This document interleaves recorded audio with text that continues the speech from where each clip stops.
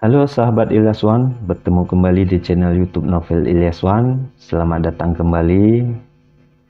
Kali ini kita akan membacakan cerbung baru atau novel baru, yaitu Keluargamu Bukan Keluargaku. Tapi sebelumnya, bagi teman-teman seperti biasa, jangan lupa subscribe, like, comment, and share agar channel ini semakin berkembang. Kita lanjutkan membaca novelnya. Keluargamu Bukan Keluargaku. Bab 1. Povkania. Iya Mama tenang aja, aku yakin kok Mas Noval pasti bakalan kasih, ucapku pada Mama di telepon. Pagi ini Mama menelpon, padahal aku baru saja salat subuh dan ingin memasak nasi goreng untuk sarapan Mas Noval. Tapi karena tidak biasanya Mama menelpon, makanya aku memilih mengangkat telepon dari Mama dulu. Aku khawatir jika terjadi apa-apa, karena sekarang Papa lagi sakit. Tapi Mama tetap aja nggak enak sayang. Kalian baru menikah 1 tahun, tapi Mama udah minta pinjam sama Noval, sahut Mama sungkan. Mama menelpon karena ingin meminjam uang pada Mas Noval untuk pengobatan Papa yang sekarang sakit dan butuh biaya yang tidak sedikit. Dulu Mama dan Papa mempunyai usaha tekstil yang cukup maju. Hanya saja karena Papa sakit-sakitan tidak ada yang mengurusnya. Aku anak kedua, anak yang pertama Bang Ruli, tetapi saat ini dia sedang menemani istrinya melahirkan. Istrinya orang Turki, jadi mereka lebih memilih melahirkan di sana. Makanya Bang Ruli tidak bisa pulang untuk mengurus usaha Papa. Ya Allah, Mama, nggak banyak itu, karena aku tahu uang Mas Noval cukup kalau cuma segitu, jawabku sambil terkekeh. Aku menjawab begitu bukan karena untuk menyenangkan hati Mama saja, tapi memang itulah kenyataannya.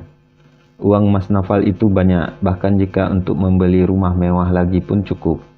Karena selain bekerja sebagai manajer di perusahaan besar, Mas Noval juga punya usaha sampingan, yaitu usaha sebagai pengecer bahan bakar ke seluruh tempat di kota ini. Makanya setelah menikah dengannya, Mas Noval menyuruhku untuk berhenti bekerja sebagai sekretaris. Dia mengatakan hidupku sudah terjamin di tangannya. Walaupun dengan berat hati, aku memilih keluar dari perusahaan yang sudah memberikan aku banyak pengalaman itu, demi mengabdi pada suami. "Kania, mana sarapanku?" teriak Mas Noval dari luar.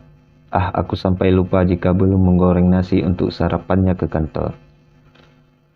"Udah dulu ya Ma, nanti aku telepon kalau uangnya udah aku kirim." Tidak menunggu jawab dari Mama, aku langsung memantikan sambungan telepon sepihak.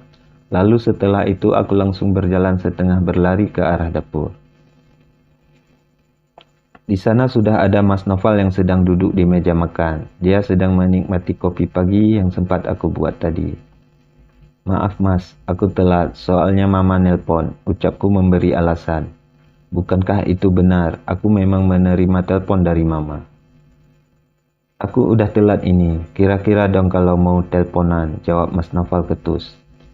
"Iya," balasku sambil merengut lalu mengambil nasi yang sudah aku siapkan tadi kemudian menggorengnya dengan udang. Akhirnya nasi goreng seafood kesukaan Mas Noval jadi. Aku menaruhnya di atas piring dan memberikannya pada Mas Noval. Dulu semasih gadis, aku tidak bisa memasak sama sekali, karena memang di rumah Mama tidak menyuruhku untuk mengurus rumah. Aku terbiasa bangun pagi, sarapan lalu berangkat ke kantor. Makanya setelah menikah dengan Mas Noval, aku berusaha belajar memasak. Karena Mas Noval tidak suka makanan yang dibeli dari luar. Belum tentu bersih katanya, apalagi jika ada penyedap rasa. "Dimakan Mas," ucapku pada Mas Noval yang dari tadi asik main ponsel. Entah cat siapa yang dia balas, aku hanya duduk memperhatikan. "Ini, Ibu minta kita datang ke rumahnya nanti malam. Katanya Siska akan menikah," jawab Mas Noval yang membuat senyumku mengembang. "Alhamdulillah," jawabku antusias. Sudah lama sekali rasanya aku tidak bertemu dengan keluarga suami. Karena akhir-akhir ini Mas Noval sangat sibuk, sehingga kami jarang bisa mengeluangkan waktu untuk sekedar pulang ke rumahnya. Ibu juga minta uang untuk biaya pernikahan Siska, ucap Mas Noval lagi. Aku hanya mengangguk kepala mengerti, karena menurutku sama sekali bukan masalah jika keluarga sendiri yang meminta uang. Bukankah harta yang paling berharga itu adalah keluarga, jadi uang bukanlah suatu masalah yang berarti bagiku. Oh iya mas, tadi mama juga nelpon, katanya papa sakit dan harus cuci darah, ujarku ketika kami sedang sarapan bersama.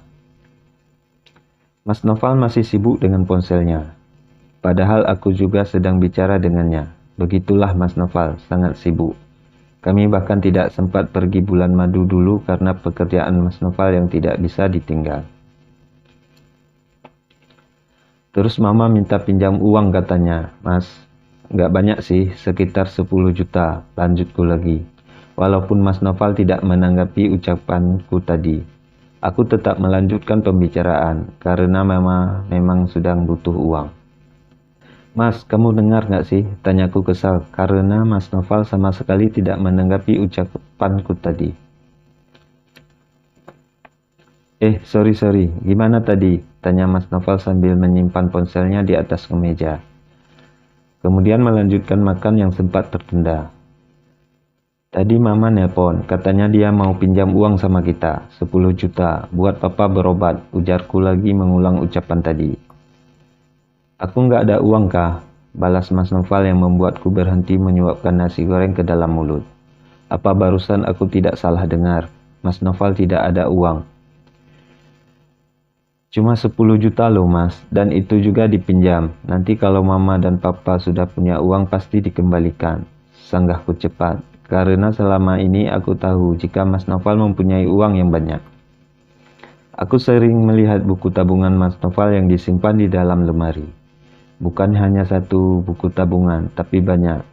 Bahkan isinya itu lebih dari cukup jika hanya meminjamkan uang pada mama. Tetap aja aku nggak ada uang kan ya. Kamu kan tahu Siska mau nikah. Dia butuh biaya banyak. Lagian ibu mana ada uang untuk menanggung biaya pernikahan itu. Jelas Mas Noval dengan nada ketus. Aku sungguh tidak percaya mendengar perkataan Mas Noval barusan.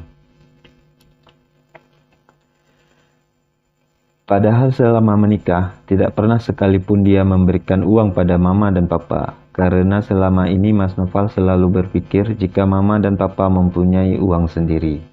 Dan itu juga tidak menjadi masalah buat mama dan papa. Juga buatku, karena selama ini hidup mama dan papa juga tidak kekurangan. Gaji Mas Noval setengahnya diberikan pada ibu untuk biaya hidup mereka katanya. Juga biaya kuliahnya Siska, sedangkan aku hanya diberikan sekitar 2 juta untukku dan kebutuhan dapur, karena untuk biaya listrik, air, dan lainnya dibayar oleh Mas Noval. Bagiku itu juga tidak menjadi masalah, karena selama itu tidak mengurangi jatah untukku setiap bulannya. Tapi kali ini aku sangat tersinggung.